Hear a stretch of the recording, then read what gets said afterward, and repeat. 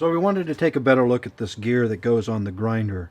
This is part of the gear reducer, and you can see that we've lost a considerable amount of the tooth from it just wearing itself to pieces. Part of this reconstruction. We're not going to recreate this gear, and we've got the gearbox itself with the new bushings in it. And we took the shaft and put it in the lathe and just use Scotch-Brite pad on it to remove some of the old rust. This was used in a wet situation, so a little bit of water got in there. One of the things that we did check from the last time is the position of this piece here and the shaft, and we have just a few thousandths between the edge of the shaft and the bushing, so that when it's all pulled together, it's not binding on the case or pulling it together.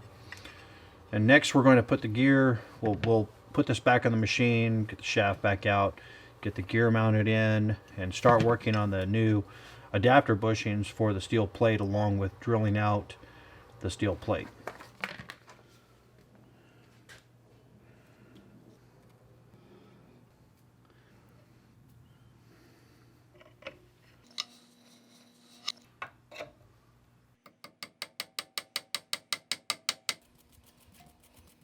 I'll go ahead and put the wet wheel back on, and this is the type of bushing we're going to make for the steel plate, and we'll overbore the steel plate so that it goes onto its own bushing set, or use these in a little spacer.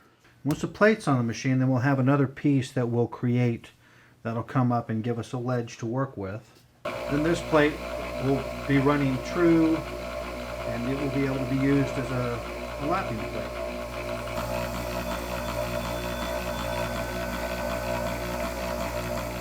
So we're going to follow this blueprint to turn this piece of 1.5 and this piece of 3" into the adapter plates for the, I guess we'll call it the lapping wheel.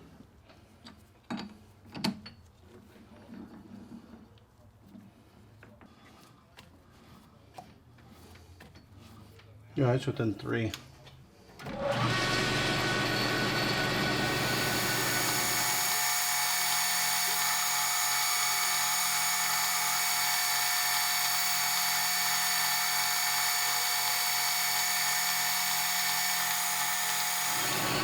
Just a little bit low.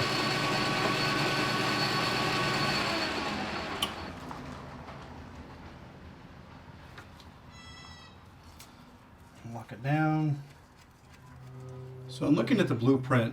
One of the things I would like to do is turn this part with this facing out, and then come back and, as I part it off, control the dimension of that rear face with the parting tool. I think that's what we're going to do now. We're going to keep it as close to stock size as we can. We're just going to clean it up and then go from there.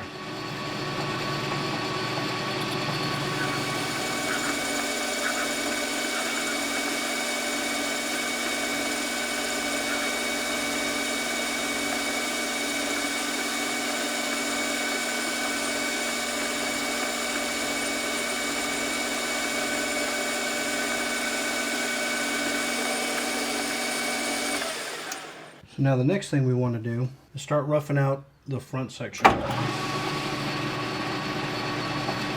I'm essentially going to do this almost as a facing operation to give myself a general idea where that first step is going to be.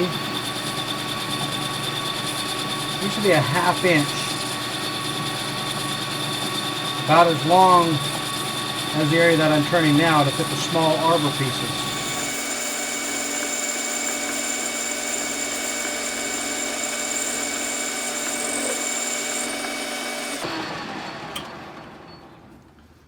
Take a look at where we are. This is 640. So that gives me a good idea as to where I need to be for that edge.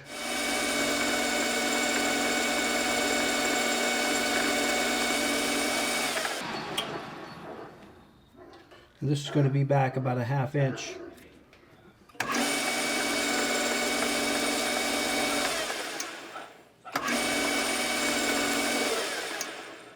About 50 more thousandths.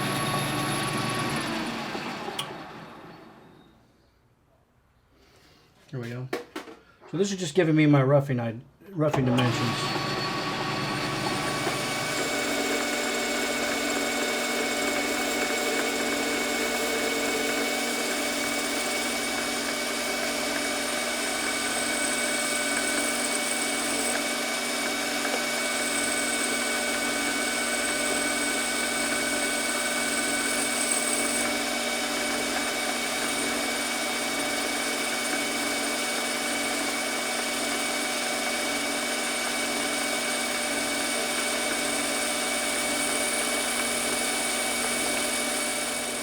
Here is a 658. Our target is 625. Our overall shoulder depth is 470. We're going to want this to be just a little bit longer. We can handle that as a facing operation. We're going to start with the drilling.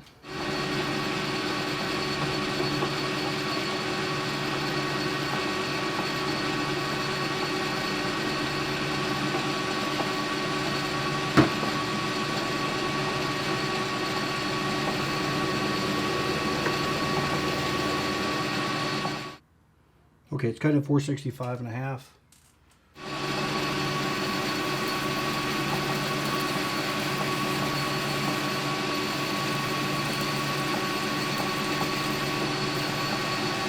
There we go.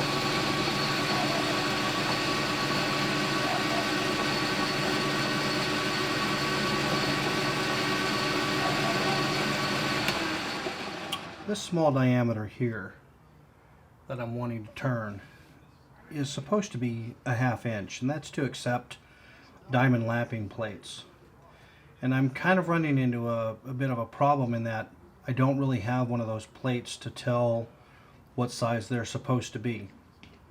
So what I'm thinking about doing is just turning this entire area flat with the undercut and then maybe a little bit of face relief near the bottom and going ahead and parting this part off as it is without trying to create a bushing for those other pieces and then come back and create a bushing later on.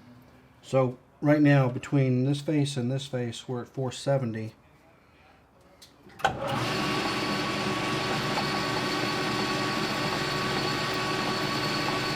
Which means I need to take another 30 or so thousandths.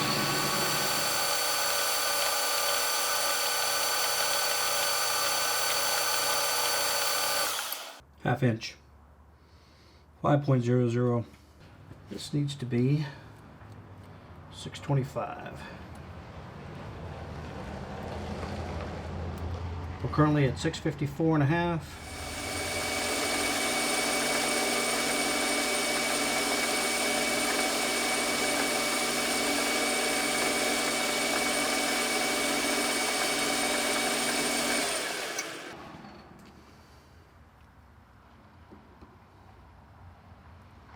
$624 and a half. Let's see how the mating part fits up.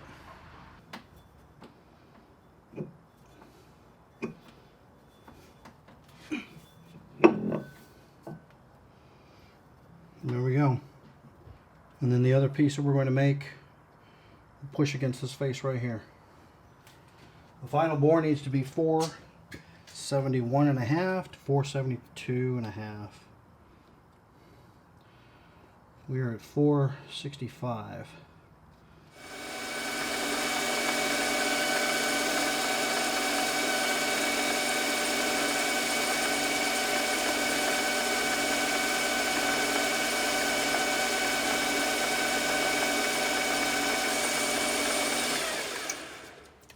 That was an awfully deep cut. 472 and a half. Really quick to burr. Take the corner up here. And then one more thing that I'm wanting to do is to relieve some of the shoulder in the back.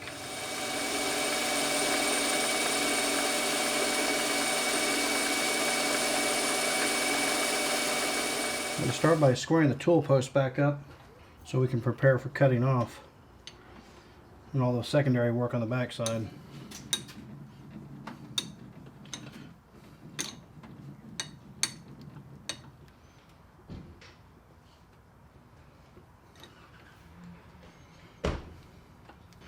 I want to make sure our center height's right. So what I'm going to do is just come over here, put a marker mark. I know that's a good spot for center height. Make sure I have enough to accomplish full depth.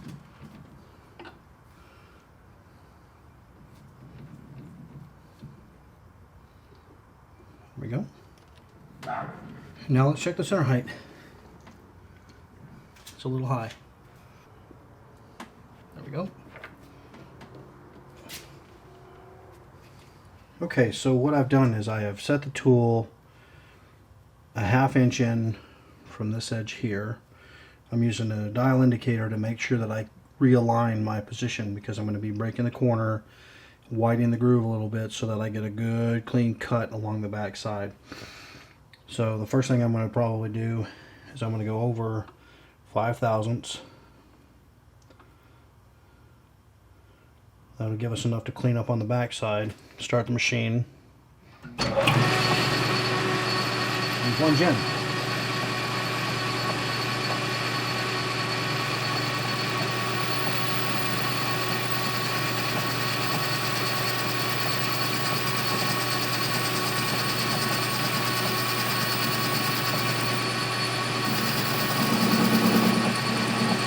running a little fast.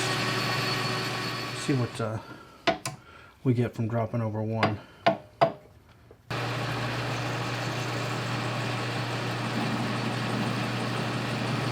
No, it's still not slow enough. I need to engage the back gear.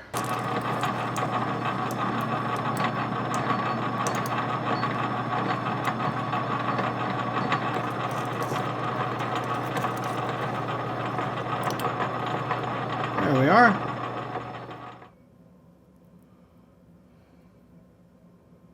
We'll get this cleaned up. Start working on the next one. Okay, we're ready to start making the next piece. We'll start by facing it off.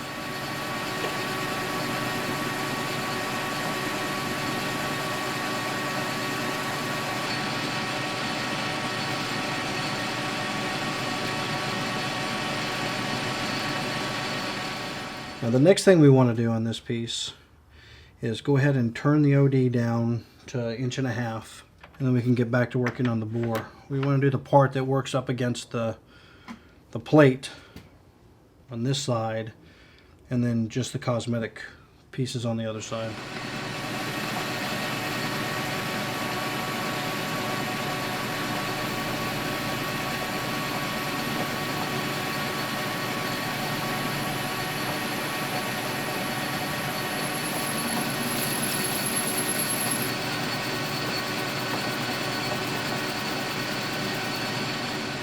The next feature we're wanting to work with is this step in on the face. So what we'll do is we're going to go in 200 thousandths in and step this out to 1.25 inches diameter.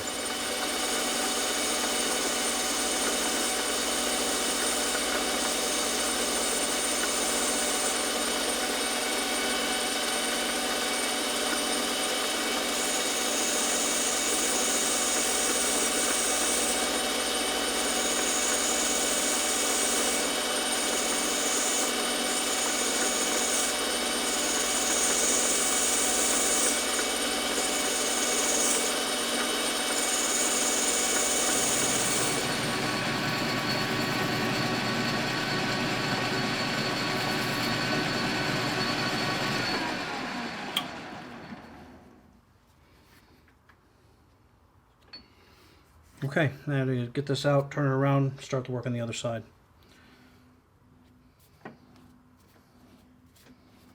It's within 1.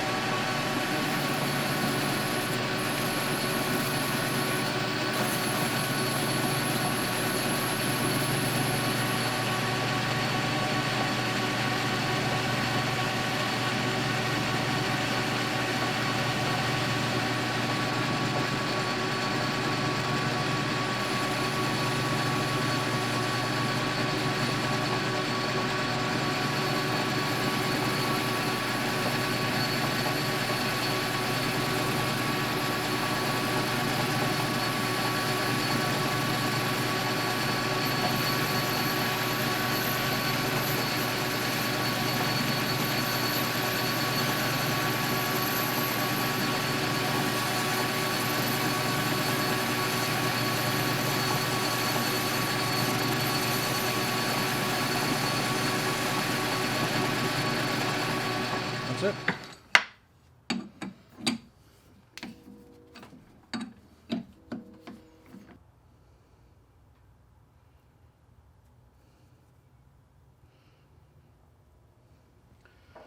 Let's put the rest of this together. We've got the back piece here, which replaces this big one. It goes on. We have the plate that goes on.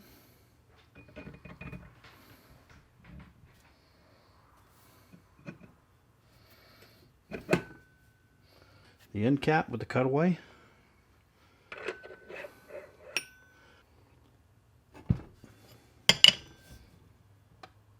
It's probably as tight as it needs to be.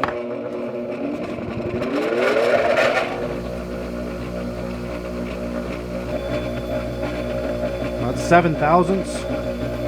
And at the very edge, quite a bit more. Some of that vibration may just be due to, or at least the wobble, the condition of the shaft, because there's our bore. That's hardly anything at all right there. Where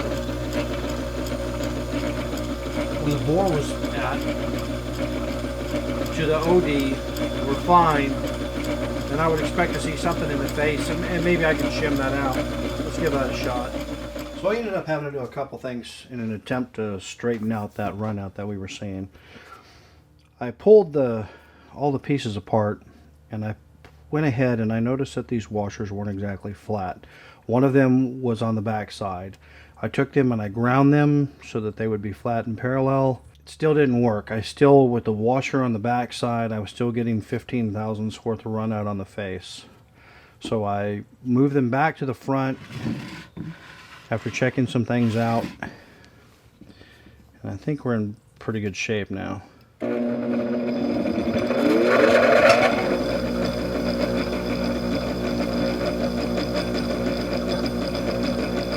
Not that bad for using this as a lapping plate. I'm still not sure where the excess run out is coming from, and I don't really know how much it's going to matter. Let's go ahead and we'll start drawing up and figuring out how we're going to have our table on this piece. Even closer look. So this is about the area where the diamond plates are going to be. It's much smoother.